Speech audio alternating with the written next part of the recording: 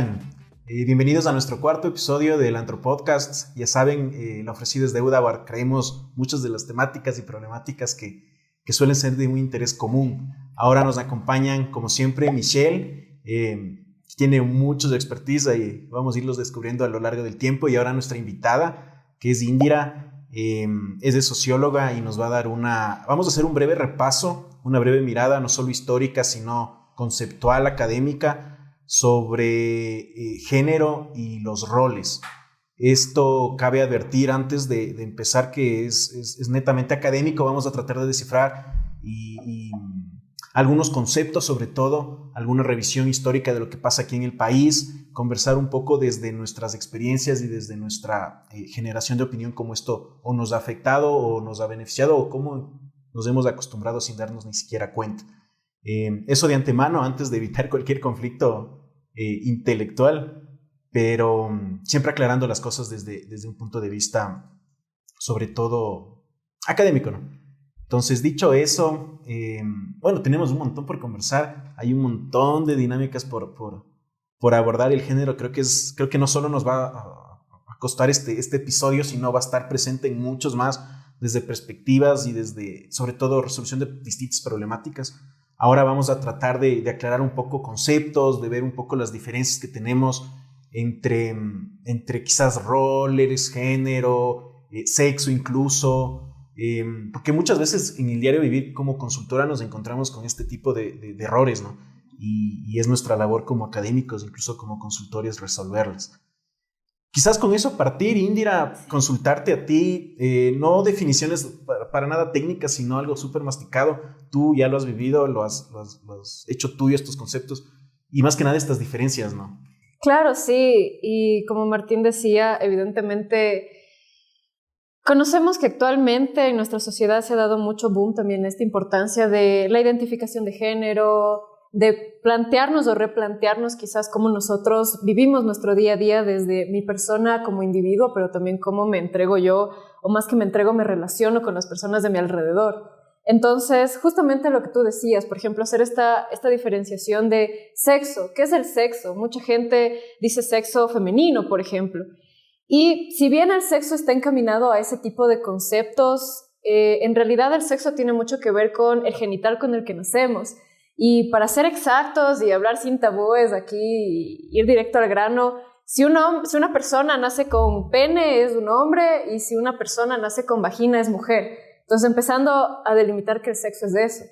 Y ahora, yendo a lo del género, ponte, el género es lo que se espera de ti en la sociedad, tomando en cuenta tu genital, tu sexo. Entonces, si tú eres un hombre con pene, obviamente se va a esperar que cumplas estos roles, que los roles también son las expectativas que tienen. O sea, aparte de lo que se espera de ti en la sociedad, hay diferentes acciones que tú deberías hacer dentro de la misma.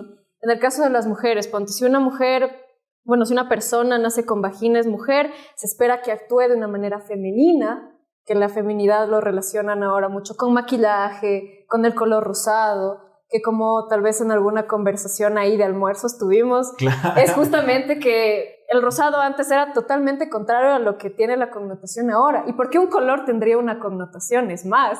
Entonces es como todo esto que se espera y se relaciona con el género que te designan por tu genital. Y cuando hablamos de identidad sexual, ¿a qué hacemos connotación ahí? Porque siempre hay esta macro confusión, ¿no? Entre sexo, género, identidad sexual, y vienen todas las confusiones detrás de esta conversación. Claro, entonces la identidad de género va por este camino, en cambio de que tú ya tienes toda esta esfera de lo que la sociedad espera de ti, lo que se te asigna. Entonces justamente es esto de que, ok, yo ya sé lo que esperan de mí, sé qué genital tengo y demás, pero ¿y si yo no me siento, por ejemplo, una mujer? O sea, tengo vagina, pero no me siento mujer.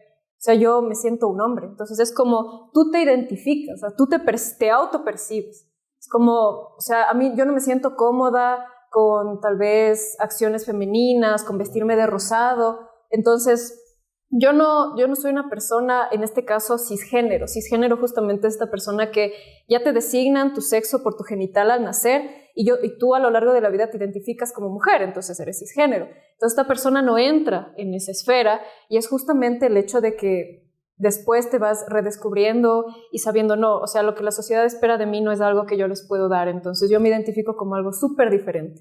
Esa es la identidad de género. Y también, por ejemplo, plantear que nuestra sociedad es muy binaria. Es como que solo tienes al hombre y la mujer. Entonces, esta también forma de ver cómo te identificas tú es comprender que no solamente puede haber uno u otro. Y también esto, por ejemplo, se hace macro en la sociedad, en el entender, o sea, partimos del género, pero como dijo Martín, tenemos tanto que hablar de las esferas sociales, porque la sociedad normalmente se ve como algo blanco y negro. Entonces tú solamente dices, o existe el bien o existe el mal, o puedo hacer las cosas correcto o incorrecto.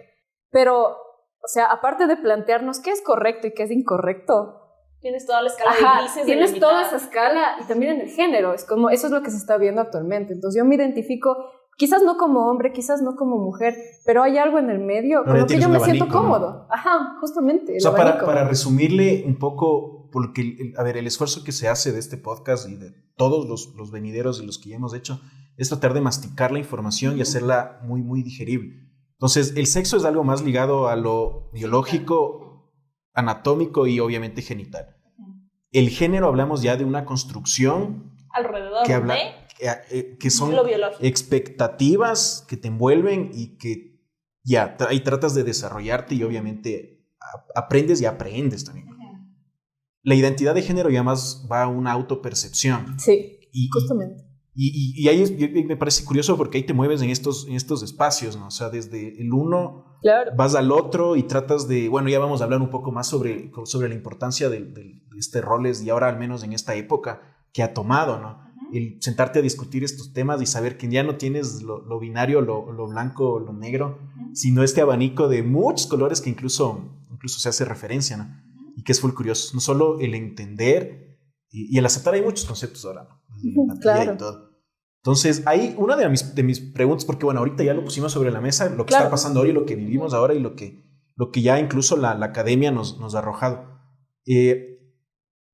Piensan que sobre todo culturas como la nuestra, la religión creo que es un factor trascendental, ¿no es cierto? Sí, evidentemente la religión, más allá de que obviamente son creencias, yo que sé, ancestrales y demás, se combinan mucho con cómo nuestra percepción del mundo se plasma. O sea, en la mente tú, gracias a la religión y muchas otras cosas como la educación y demás, te ayuda a tener un panorama.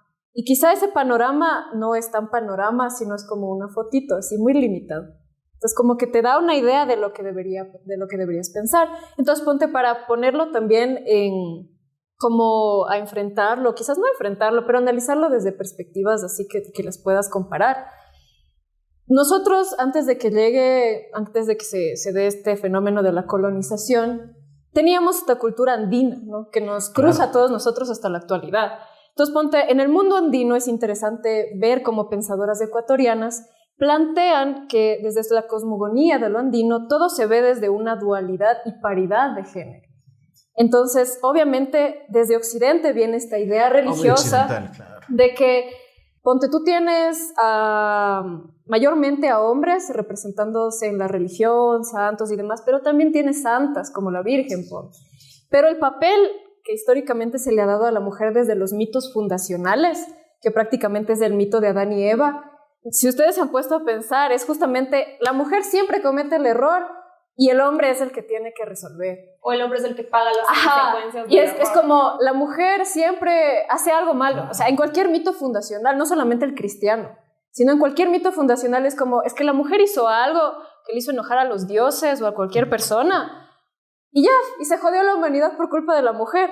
Y el hombre es el que paga las consecuencias por la mujer y le toca afrontar. Y como se ha dicho mucho en la religión también cristiana o católica, justamente el hombre le tocó irse del paraíso por culpa de la mujer. Entonces vino esa idea acá y que ahora en la actualidad se repite mucho, ¿no? Pero ahora hablando también, volviendo a esto de lo andino, la paridad y dualidad de género se ve mucho en esto de que todo se entiende, obviamente tienes la división. Tú ya entiendes que está Inti y Coya. Inti, el dios sol, Coya, la diosa de la luna. Siempre ha habido. Ajá, siempre hay. Yeah. Pero ellos lo entienden desde una perspectiva dual en la que existen elementos contrarios de ley. O sea, eso no es discusión, ya lo sabes, es un hecho. Pero esto te ayuda a encontrar un equilibrio y armonía social. O sea, tú no tienes por qué decir, sí, el día y la noche por el sol y la luna, sino que llega el día y llega la noche, pero ambos se complementan. Es como un ciclo que necesitas para que todo esté en equilibrio. Exacto, ajá. Entonces, tú tienes al hombre y la mujer representados por el rey Inti y la diosa, la esposa, que sería la representación de Koya, y prácticamente es llevar las actividades, obviamente con lo que más adelante ya lo categorizan como la división sexual del trabajo, ¿no? Pero obviamente tienes esto que se confabula, o sea, está ahí al pie de la letra.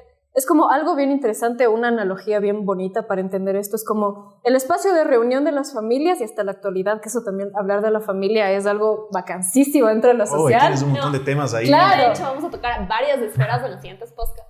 Así que espérenlos. Por favor. Pero, entonces, en ese caso, claro, o sea, la familia consta de un papá, una mamá, al menos en la normativa, ¿no? Que luego también podemos hablar de las familias modernas, ¿no? De esta nueva concepción. Entonces, en la familia que se ha tenido estructurada desde hace años está el papá y la mamá. Ya. Todos se unen en la cocina y la cocina es el punto de unión. ¿Por qué? Porque llega la mamá a cocinar lo que el esposo trae, ¿ya? Entonces, tú tienes ahí el momento en el que pones en conocimiento pones a ejecución los conocimientos de la madre y también el trabajo del padre. Entonces es un trabajo colectivo. Ajá. Entonces no es que como tú cocinas no vales. Entonces justamente claro, eso de la como cosmogonía andina, perdón, que tenemos hasta ahora, pero que también se interpone mucho en la religión. Y es full curioso lo que dijiste de muchos de los génesis del universo, que es, bueno, la cosmogonía en sí, tienen esta dualidad y paridad si tú las revisas, ¿no? Sea donde sea occidental pura y dura, sea nórdico, sea algo más andino quizás, entonces es asiático, que ahí tenemos un montón de conceptos y ahí hay unos libros interesantes para romper un poco claro, lo del tema de los autores más clásicos y de la lucha más conceptual. Este investigador, me parece que es profesor en Harvard, ahí me corrigen si me equivoco, que es Harari, se apellida, es judío, y el man te escribe una serie de libros, una hilera de los animales a dioses, y bueno, ahí van. Ajá. Entonces él te habla mucho y te deconstruye mucho las ideas que tú tienes de sociedad como núcleo familiar. Aborda un montón de problemáticas claro, y temáticas, ¿no? Pero una de esas y él habla mucho de las sociedades matriarcales, él habla mucho de la concepción de familia, por ejemplo. Él es curioso porque él te dice que había tribus, te rompe el tiempo, es lo más curioso que hace, él te rompe la línea del tiempo, porque tú piensas que la historia es claro, lineal, y no, hay muchas cosas de la historia que se vivieron a la vez. Y él te habla de tribus donde, por ejemplo, toda la tribu masculina fecundaba trataba de fecundar un óvulo femenino, porque mientras más mezcla de toda la tribu tú tenías no sé si un mejor resultado, por ejemplo. Entonces tu tribu se fortalecía. Entonces imagínate esa concepción, nada parecido a lo que ahora nosotros entendemos desde la religión como nuclear familiar, sino hablamos de un colectivismo claro, incluso hasta sexual. Entonces el man te rompe, ¿no? Y eso, y para no olvidarnos, pero sí, del tema sí, de religión, somos muy occidentales en eso, ¿no? Entonces, sí, claro, totalmente. Tú partes de la Edad Media, donde mucha de la información más valiosa histórica hasta ese momento incluso se perdió, muchos de los avances en tema de estos temas se perdieron o se ocultaron, y donde la religión primó, donde los roles tú hasta tienes ahora en los libros, dependiendo de la religión que tengas, los más sagrados, la diferenciación de los roles. O sea, el hombre tiene que proveer, cuidar, ser fuerte, y la mujer tiene que ser fuerte, sí, a su estilo, pero en el cuidado del hogar. Entonces, claro, imagínate hasta ahora tener esas barreras, que no hay que verlas como barreras religiosas, porque también entra la empatía y el entender a los otros. No, pero también lo vemos como barreras sociales, porque eso es lo que comentábamos el otro día. Tú vas a una juguetería y ves dos hileras, claro, sí, una azul de niños, una rosa de niñas, y en la rosa de niñas solo ves bebés y muñecas y cosas. Imagínate. Porque desde chiquita te enseñan que tienes que cuidar y proteger a otro ser más pequeño que tú. Claro. Y ves donde los niños y son pelotas de fútbol, carritos, sus maletines, o sea, son un montón de cosas que te van condicionando a esa forma de pensar, que es un poco lo que hablábamos hoy día, que es ¿por qué un color tiene que tener una connotación si en el siglo XVIII el rosado era asociado al rojo, que el rojo era virilidad? Entonces era de los hombres el rosado, no de las mujeres. ¿Cuándo se rompió y cuándo cambió esta percepción y nos asociamos tanto a esto? Por ejemplo, en los encajes. Los encajes los usaban mayormente los reyes, los hombres, las personas para denotar este poderío económico. Lo de las pelucas que decías. las pelucas fueron introducidas por un hombre. Entonces, ¿y por qué ahora todas estas asociaciones delicadas, bellas y todo lo demás son para las mujeres? Porque como que todos los encajes ya no es, inclusive en la parte de vestimenta, los encajes ya no son para los hombres, son para las mujeres. Los tejidos ya no son para los hombres. Bueno, hoy tenemos un poco más de buzo y todo lo demás, pero los tejidos más delicados son para las mujeres, porque la mujer tiene que verse más delicada.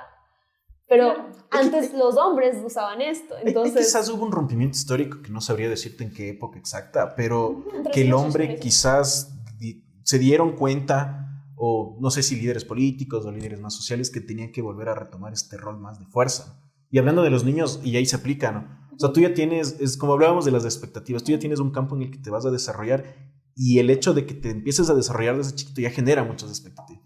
Y expectativas de género, ¿no? O sea, tú como niño tienes que justamente vestirte de azul, tienes que jugar con carros, con pelotas, tienes que ser el valiente, mientras que a las niñas se les mira o se les trata de formar como vasija, ¿no? En el tema de ser dulces, ser amables, ser afables, ser protectoras, que incluso va, el lado de la ternura, incluso va el tema más animal, de instinto de protección de los muñecos, de los chichobelos. Los chichobelos, o sea, porque, y eso es curioso porque en mi caso tengo unos primos que son chiquitos, bueno, hijos de mis primos, y tú ves muy marcado eso. Hay una religión de por medio, porque esos son fanáticos de una religión que considero que les hace bien en su hogar, yo no la comparto.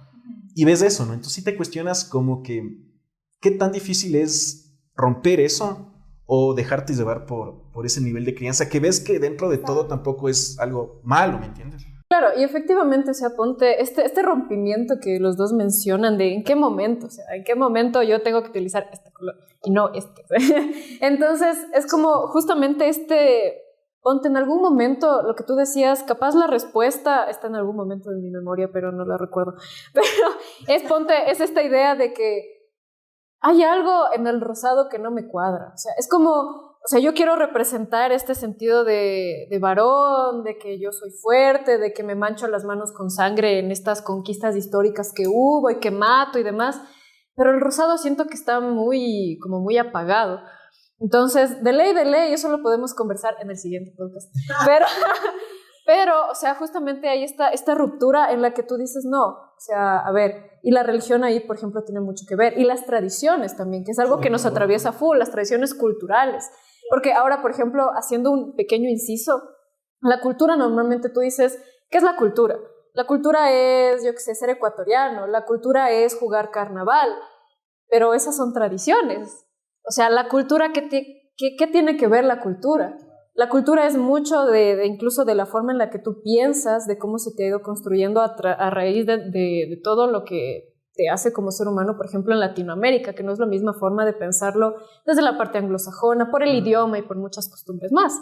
Entonces, ponte, en este momento se crea esa ruptura y la religión también dice no. O sea, nosotros, la madre es ese ser sublime que te cuida y que se entrega al hogar. Incluso hay canciones que no está mal, o sea, ver este lado de ternura en todas las personas, hombres y mujeres, está muy bien. No está mal decir que, ay, es que no le voy a decir que tierna a mi madre, no, ajá. Pero es justamente este lado que se le empieza a dar esta connotación en algún momento del tiempo en el que tú dices, a ver, las mujeres van a representar todo lo lindo de la vida y que no se les debe tocar con el pétalo de la rosa. Así. Entonces, llega ese momento en el que todo se empieza a ver desde esto que hablábamos de los roles. Y el rol, por ejemplo, y algo que también nos atraviesa mucho, que habría que conversarlo, es este rol de fortaleza que también te muestra mucho la religión, de decir, el hombre es proveedor. Y hablar de género, y aquí vale también recalcarlo, hablar de género no solamente es decir como, ay, la mujer, es que hablamos de género y hoy vamos a hablar de la mujer, y la mujer en la sociedad, y la mujer en el trabajo, sino que el género tiene mucho que ver cómo lo decimos con hombres y mujeres. Ahí sí, para no dejar de hablar sobre lo último, históricamente creo que sí ha habido esta dualidad, ¿no? O sea, el género es de hombre-mujer. Ahora, desde quizás las nuevas olas de pensamiento, desde los primeros años del siglo XX en adelante, ¿no? Sí has ido viendo que se ha multiplicado y por fin se ha abierto el abanico, ¿no? Porque si tú buscas lo que quieras de información histórica sobre el rol de género, es al menos la incidencia que va teniendo la mujer históricamente en las esferas de los hombres, ¿no? Claro, con esta penetración de la mujer en esferas que antes eran solo concebidas para hombres. Exacto, no tienes información sobre otros grupos, ¿no? Porque incluso esa autopercepción, no sé, creo que no es algo nuevo, sin embargo, desde la literatura y desde la academia sí es relativamente nuevo su análisis. Pero claro, tú hablas de revisiones históricas y ves, sí, con la Revolución Francesa la mujer tuvo más capital político y ya podía ejercer los cargos. Con la Revolución Industrial ya podían trabajar. A mediados de lo que nos reíamos hace un momento, a finales del siglo XIX, inicios del XX, ya podían votar. Entonces, esos eran los roles de género que antes se discutían. Ahí no había este abanico, perdón que lo repita tanto. Y es con las new waves del feminismo y con el feminismo y su fortalecimiento, ahí me corriges si me equivoco, desde que pasan 50, 60, porque hay algunas que yo no sé identificar aún bien, hasta llegando hasta lo más radical, que está bien, porque es un ejercicio dialéctico de ideas buenas, ideas malas y de contrarios, ¿no? Que es lo opuesto. Esa dialéctica hegeliana es bastante chévere cuando tú analizas o debates algo, ¿no? El contrario, el ponerte opuesto.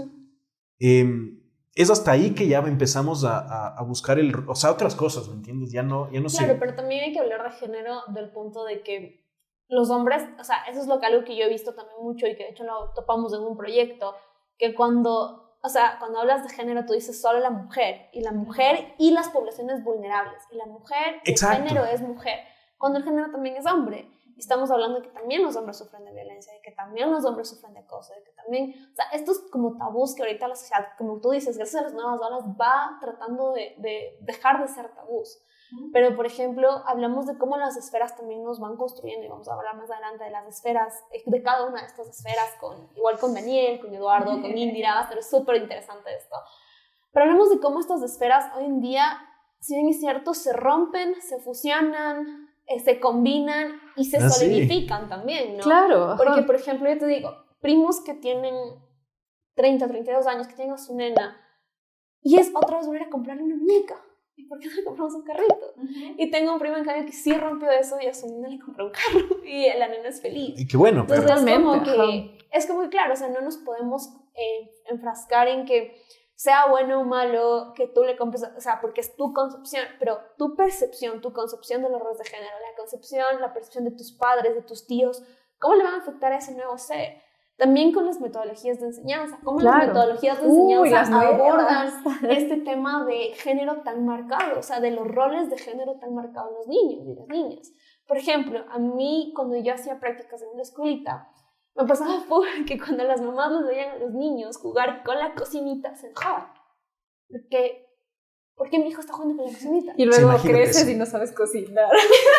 Pero eso es full curioso porque, a ver, yo sé, y también lo viví en mis épocas. Sin embargo, yo me acuerdo, tengo recuerdos de niño de que sí disfrutaba de esas cosas. Yo sí jugaba con las muñecas de mi hermana, con ella. Jugábamos a la tiendita, a la cocina. Y te parecerá qué romántico el discurso de... esa es la lucha, ¿no? Yo sé que mis papás lo hacían indirectamente quizás, o no les importaba mucho esos momentos. Pero eso a largo plazo y cuando creces sí te ayuda a entender que esas cosas en realidad no importan mucho.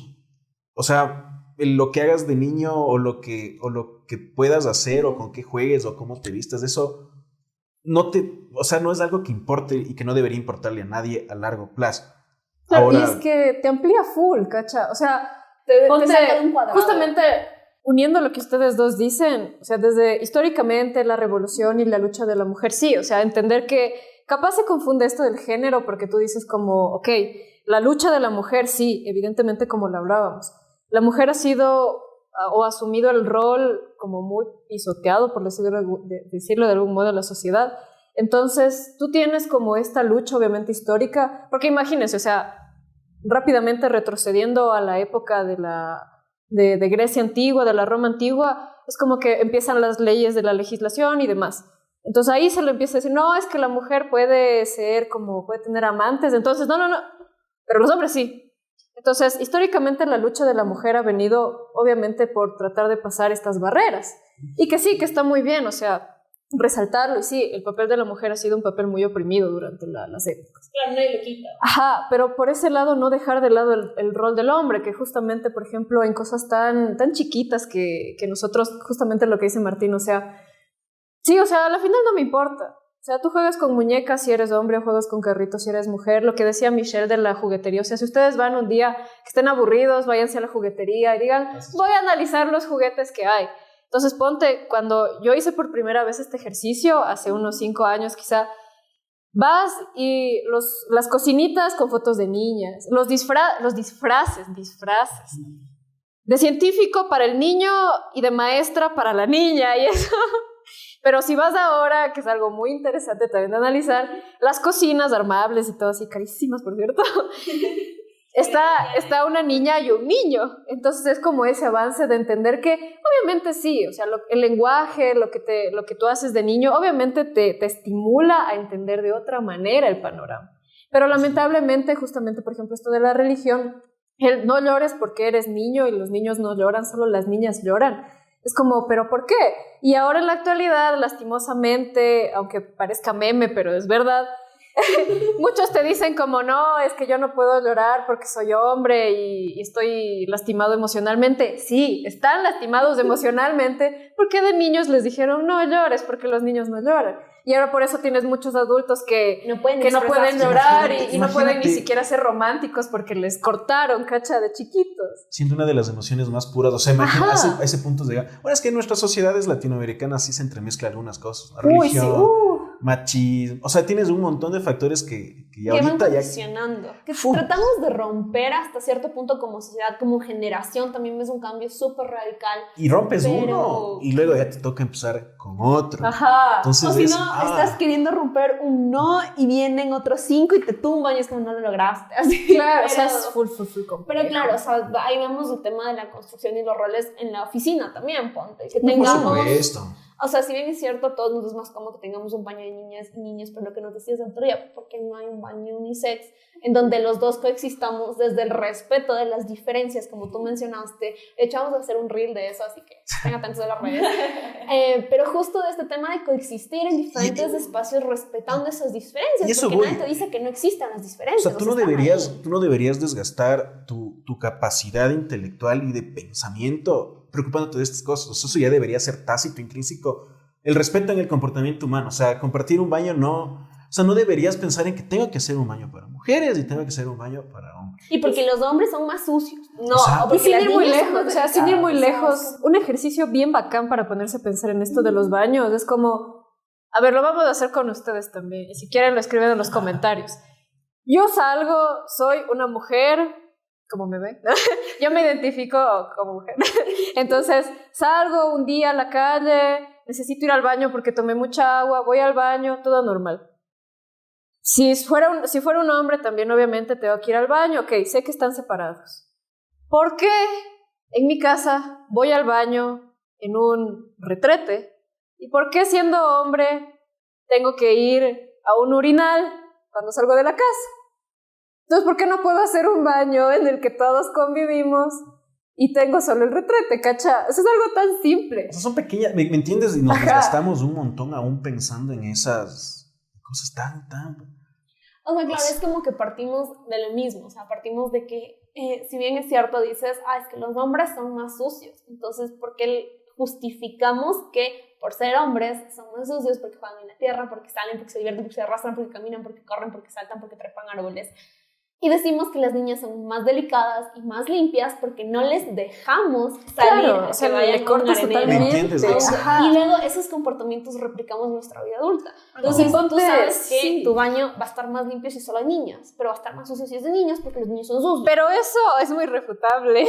Y las chicas que estuvieron en escuela de chicas sabrán por qué. No, pero bueno, el punto también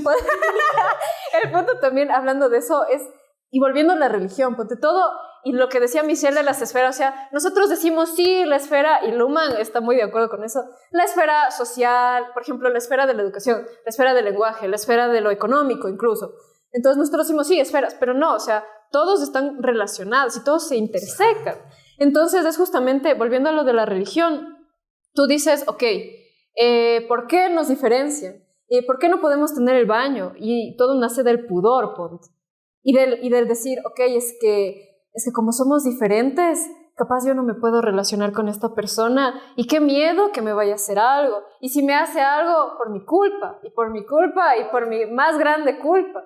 Entonces justamente esta idea del pudor tiene mucho que ver con la forma en la que nos relacionamos ahora. Por ejemplo, si yo a Martín en un momento de la oficina le abrazo, todos van a decir, ahí hay algo. Y no, específicamente no. Entonces, cortar con esas barreras de decir, a ver, entonces, ¿por qué? Y ponte, esas barreras nos han llevado incluso hasta pensar en la actualidad.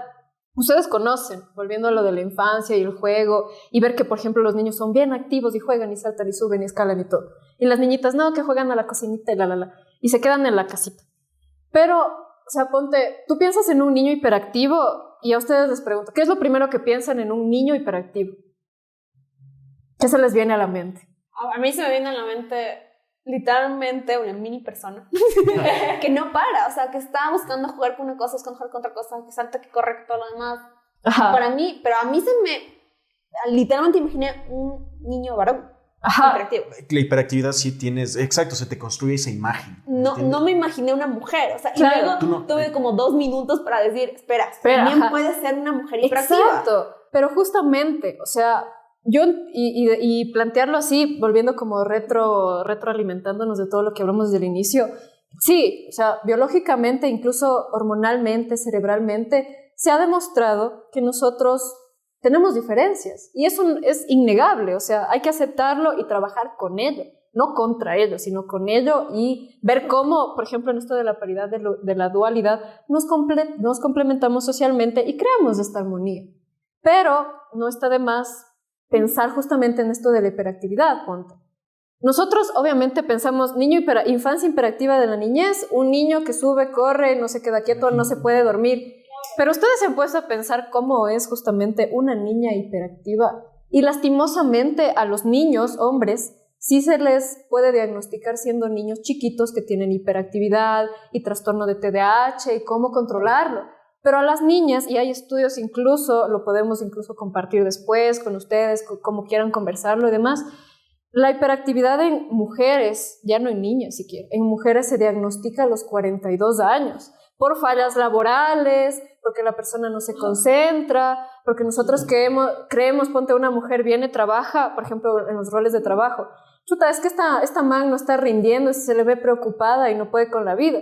Y es una mujer que no fue diagnosticada de niña con TDAH porque no presenta las mismas cosas de hiperactividad que los niños.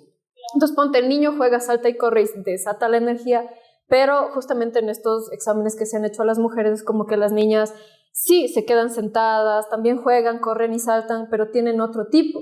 Y ahí es justamente, por ejemplo, hacer el abrebocas para nuestro próximo podcast o como ustedes quieran, en Reels, lo que sea, pero también para conversarlo con todas las personas que nos miran, qué gustosos de hablar con ustedes, que nosotros, o sea, entendemos toda la esfera social, lastimosamente, si bien se han hecho estas luchas que tú mencionaste, de decir, sí, es que el voto, la educación, los puestos laborales, sigue habiendo un techo de cristal al que llegan las mujeres. Sigue existiendo el hecho de que tú, justamente esto de la hiperactividad, o sea, las pruebas se hacen en niños, no en niñas.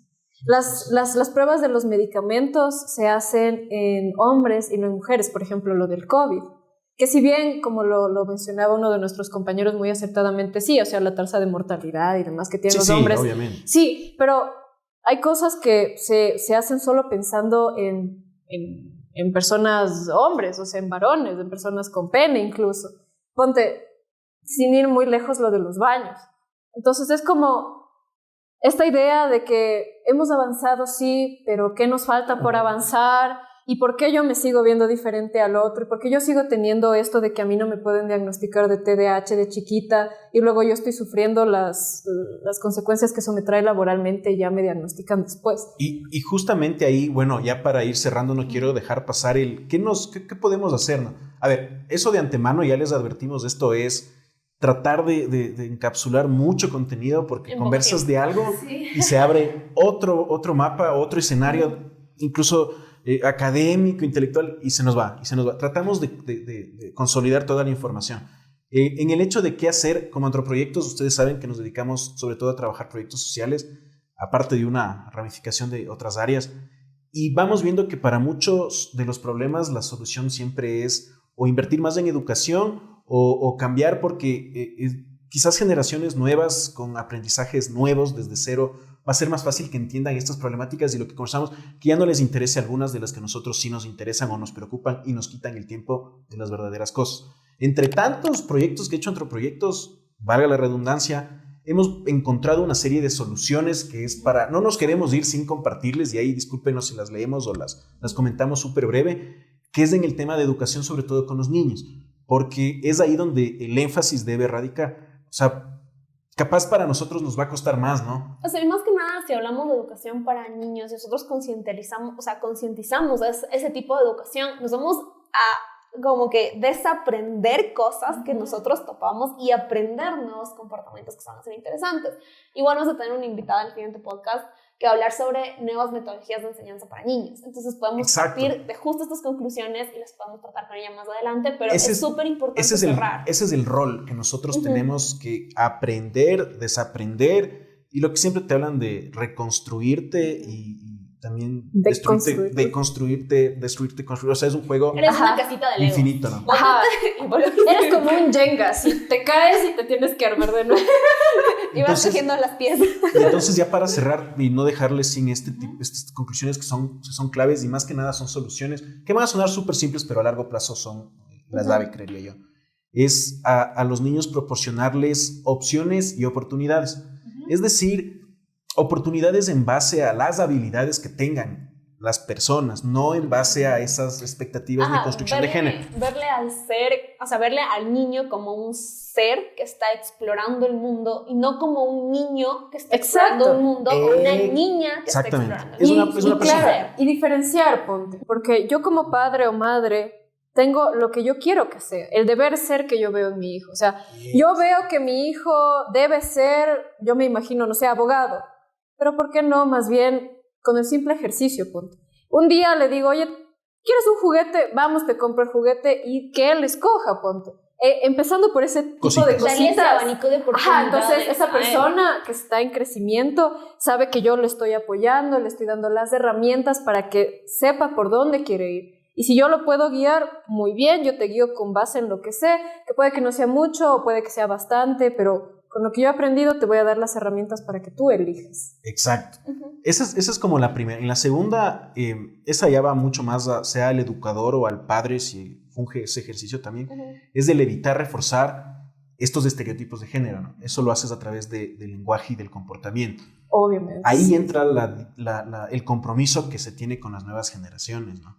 Entonces, y también con el respeto a las antiguas, ¿no? Porque ellas tienen, o sea, no estamos hablando de antiguas generaciones solo de nuestros padres como 50, 60 años. Estamos hablando también de generaciones de 40 años que tienen ya instaurado su pensamiento y no las vamos a ir a chocar y decirles, es que tú no puedes hacer esto. No, sino conversémoslo y desde el diálogo digamos, mira, yo quiero esto para mi hijo, yo quiero esto para... O sea, o si no, si estamos interviniendo, ponte, yo soy tía, estoy interviniendo, mira, ¿te parece si yo a tu nena le regalo esto o le llevo a hacer estas cosas? ¿O te parece si hacemos esto con tu hijo? Porque es el respeto al otro ser también, ¿no? Y a la esfera de este ser. Y mira que justamente esa es otra de las soluciones, que es fomentar la comunicación, que esta sea abierta, ¿no? Sin prejuicio ni discriminación. Y también plantearlo desde esto que hablamos del inicio para también como unir nuestros puntos de lo que hemos hablado hoy. Justamente no ver la vida solo como tú eres blanco o eres negro. Tú tienes todo este abanico y yo respeto lo que tú piensas. Quizás no estoy de acuerdo, pero yo puedo entender y ahí sí desarrollar yo diría también que ese es otro. O sea, desarrollar este pensamiento crítico, que no crítico. Porque crítico, yo sí puedo decir qué fea esa planta, pero crítico en el son de decir sí, o sea, verás, yo opino que quizás te estás equivocando en esto, pero puedo escucharte y podemos llegar a un consenso, lo que también debería o está encaminándose a que lo de los géneros sea así. Claro. Entonces entenderse que si bien somos, y ahí sí una analogía muy romántica, si lo quieren decir, que también vamos a hablar del romanticismo, pero una perspectiva romántica, si lo quieren ver un poco, cada uno literalmente es un universo. ¿Y qué abarca el universo? O sea, tener constelaciones, galaxias y demás, que solo tú las entiendes porque solo tú las has vivido. Porque es tu perspectiva y otra persona, por más que haya pasado lo mismo que tú pasaste, claro, por más que haya tenido experiencias similares, nunca va a tener tu perspectiva. Entonces, Sí, o sea, es como ese respeto a esas diversidades de perspectivas y construcción desde ahí, porque está con nuestro rol como generación que está rompiendo paradigmas y nuestro rol como mentores de la siguiente generación. Claro, y más en nuestro país que es multiétnico, multidiverso, o sea, que tenemos tantas cosas. El hecho de tener 4 regiones, pues. Claro, y que en cada región haya cultura, tradiciones diferentes, la cultura se modifique de diferentes formas, ya te va mostrando que obviamente hay que entender un panorama muy amplio de muchas cosas. Y ahí ahora sí, para finalizar, las últimas 2 soluciones que tantos estudios nos han brindado y ahora las entendemos, y justo se acopla con lo que estamos conversando, es ya la enseñanza per se en aula, ¿no? Y mira lo que hemos llegado después del levantamiento de información, es enseñar habilidades de resolución de conflictos, habilidades de trabajo en equipo y obviamente de empatía, ¿no? Y ahí radica, creo que es lo más importante, de enseñarles a los niños a desafiar esos estereotipos de género, pero siempre respetando la elección de los demás. Ahí radica la diferencia. Y es una línea muy fina, ¿no? Muy fina. O sea, es una línea en la que literalmente por desafiar tú dices, no, tienes que pensar como yo. Y es un brother, estás entrando en los mismos estereotipos que estás tratando de romper, pero desde otro punto de vista. Claro, entonces planteártelo, o sea, el por qué. O sea, ¿por qué yo tengo...? Y nos podemos, por ejemplo, podemos hacer ese ejercicio. Si ustedes quieren, pueden hacer ese ejercicio y luego de una semana de haberlo hecho nos comentan, no importa. Pero es justamente levantarte y cuestionarte algo así. ¿Por qué yo tengo que, yo qué sé, dejarme el cabello largo si soy mujer? ¿Por qué tengo que pintarme las uñas si soy mujer? ¿O por qué soy hombre y no me puedo pintar las uñas? O sea, solo plantearme cosas chiquitas. ¿Sabes que hoy en día, por ejemplo, en las barberías ya a los hombres le hacen las manicuras y tú ves a hombres full incómodos como que... Oh, ok, no, o sea, es lo que nos reíamos. Haces lo mismo que harías en una peluquería normal, pero tiene que estar las paredes negras, quizás con un hombre con barba haciéndolo y te sientes así más cómodo. Bien ruda. Y ese es el cuestionamiento final que les dejamos, ¿no? Pregúntense por qué hacen lo que hacen desde el espacio en el que ustedes se desarrollan. ¿Por qué abro mi closet y quizás la mayoría de mi ropa es rosa o azul? ¿O porque es negra? O reviso mis fotos y porque siempre estoy con vestido o porque siempre estoy con un overall o cosas así, ¿no? Y también, porque es negra. Para incluir esa pregunta y conectarlo con lo que más adelante vamos a hablar, ¿qué de la educación, de mi educación en general, mi educación en casa, mi educación en la escuela, tal vez mi educación superior incluso, o mi barrio, me ha enseñado y yo estoy replicando? ¿Y por qué tiene que ser así? ¿Por qué no puedo salirme y ver el panorama desde otra perspectiva y decir, bueno, me gusta, me meto de ley? O si no, me gusta esta parte, la cojo y me voy a otro lado y cojo esta parte y me voy formando así de esa manera. ¿Cómo sería la educación que tal vez a ustedes les gustaría o quizás que quitaría? ¿Qué hubieran hecho diferente para formarse ser humano de hoy y qué pueden hacer para romper estos paradigmas de la sociedad desde su perspectiva? Desde el punto en que ustedes son seres independientes, pensantes y críticos que están tratando de romper estas esferas que sabemos, bueno, no esferas, de romper estos cuadrados dentro de nuestras esferas que sabemos que están coexistiendo juntos, ¿no? Y sabemos que nos están formando. Ponte un rol acá, lo que nosotros dijimos muchísimo dentro de las oficinas es construir, y lo van a ver muchísimo después y más adelante en nuestras redes, es construir desde el respeto. O sea, yo le respeto a Martín no porque es hombre, yo le respeto a Martín porque es Martín y es un ser. Persona. Yo le respeto a Indira no porque es mujer, sino según Kant. Según Hegel. No, ahí te entiendo perfectamente. Porque es mujer, no te voy a respetar más, o porque eres hombre te voy a respetar más, sino porque eres una persona, porque eres un ser, porque eres literalmente una entidad y un mundo entero, y tengo que respetar ese mundo. Y porque tenemos lo mismo aquí y aquí. Y recuerden, antrosos, el autocuestionamiento desde el espacio en el que te desenvuelves siempre será una de las respuestas más acertadas para crecer, ¿no? Autocuestionense, pregúntense en qué hago, por qué lo hago, y en su diario vivir van a encontrar muchas respuestas. Claro, y a la final no va a ser fácil, pero es muy revelador y te abre un campo de visión que quizás nunca antes viste y vas a estar así como, ¡wow! ¿Qué es esto? Te vas a dar contra el cielo y vas a sacarte con qué ha pasado Ese en es mi el chiste, vida. ¿no? Entonces, ese es el chiste. Bueno, y les dejamos a ustedes, les dejamos a que se consideren. Igual déjenos sus comentarios de muchos ejercicios que propuso Indira, que queremos saber cómo les fue.